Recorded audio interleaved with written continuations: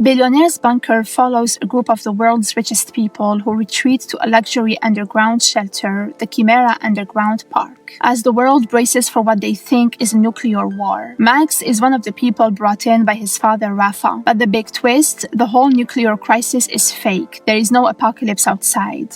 Minerva, desperate to escape her poor life and live in luxury, orchestrated the entire thing. She lured these billionaires underground and trapped them, planning to drain them of their wealth. She manages to convince them the outside world was gone for good. It doesn't take long for Max and Asia to spot cracks in Minerva's story. When Mimi falls ill, Max seizes the chance to slip out under the guise of getting medicine. With Asia's help, he plans to go to the surface. Minerva's biggest play is Oswaldo. She pushes hard to get him to invest in a fake startup, even creating a clone of Guillermo to convince him. In Bangkok, Oswaldo keeps leaving messages for Willie, not realizing Roxanne is generating fake calls and glitches are starting to give the trick away. Every time the system stutters, Minerva panics, terrified the deal worth hundreds of millions might collapse. She stages one more fake call that convinces Oswaldo to stay. Then she moves to phase 2, emotional manipulation. Ingrid is planted in a restaurant, pretending to be a heartbroken woman. Oswaldo falls right into the trap, following her from table to sidewalk to nightclub. They've even created an entirely fake nightclub called the Lola Club, named after Oswaldo's late mom, to hit him right in the feels. To top it off, the DJ plays his personal lucky song, the one that's marked his biggest business wins. It all feels too perfect for him to suspect it's staged, with drugs slipped into his drink and actors surrounding him. He feels like the center of the universe for once. Minerva monitors everything, narrating it like a social experiment. Plan works for a while. Oswaldo signs a massive deal worth 900 million, but cracks start to show. After leaving Ingrid, he notices inconsistencies, ads on the street, her wiped Instagram account, and no trace of this Lola Club online. He realizes he's been scammed and even Googles Chimera Underground Park only to find nothing. Panicked, he orders his pilot to turn the plane back to Bangkok. When he pushes back during another fake call, he asks Willie a question only the real Guillermo would know. Roxanne can deliver. Oswaldo finally calls BS, threatens to go to the cops, and Minerva decides he's too much of a risk. Luca tracks him down and snaps his neck. Just like that, Oswaldo's out of the picture. Inside the bunker, Max has his own breaking point. He's already on edge after learning about Yako making a move on Asia, and the tension explodes until she pulls them apart. But what truly unravels him is a brutal conversation with his mom, Frida. She admits she's been in love with Guillermo for decades, that he was always the center of her world, not Max. For Max, it reframes his entire life. She didn't distance herself out of sorrow, she just chose romance over motherhood. Devastated, he calls her selfish and a liar, then falls apart in front of Asia. She listens, then shares her rewind theory, the idea that when you look back, you start to notice truths you ignored before. Max realizes he was never wanted, just collateral damage in Frida's love story. Asia stays by him, comforting him, and together they decide to ditch their tracking bracelets. Their plan to escape begins. With Asia's smarts and Max's determination, they sabotage Roxanne, set off a blackout, and use the chaos to sneak through hidden corridors. Yako suspects Max is behind everything, and Minerva agrees it's time to eliminate him. Even when Asia tells Max Mimi is dead, Max insists on going outside. He tells her he isn't doing it for Mimi or the machine. He's doing it for himself. That final family gathering in the bunker broke him, and even with supposed radiation outside, he sees more hope on the surface than underground. Asia confesses she's loved him since childhood and doesn't want to hide it anymore. He tells her she's the most precious thing left to him, but still has to see what's beyond the bunker. He promises if life exists out there, he'll come back for her. Mask on, Max makes his move. Yako tries to stop him, but he pushes past reaching the exit. Sunlight hits his face, and for the first time he breathes in freedom, completely unaware the world outside is fine. While Max is confronting his past, the older generation is tangled in their own web of betrayals. Guillermo is desperate to see Mimi, who's sick and being cared for by Victoria. Mimi wants nothing to do with him, and Victoria twists the knife, pointing out that losing her to another woman hurts the most. Frustrated, Guillermo runs to Rafa, ranting about how disgusting he finds Mimi and Victoria's relationship. Rafa barely reacts, steering the conversation toward his own drama with Frida. What Guillermo doesn't realize is Rafa knows knows about his affair with her. He even pretends to ask Guillermo's help in winning Frida back, which is painfully ironic given that Guillermo's been with her for years. When Guillermo and Frida finally clash, their relationship reaches another toxic peak.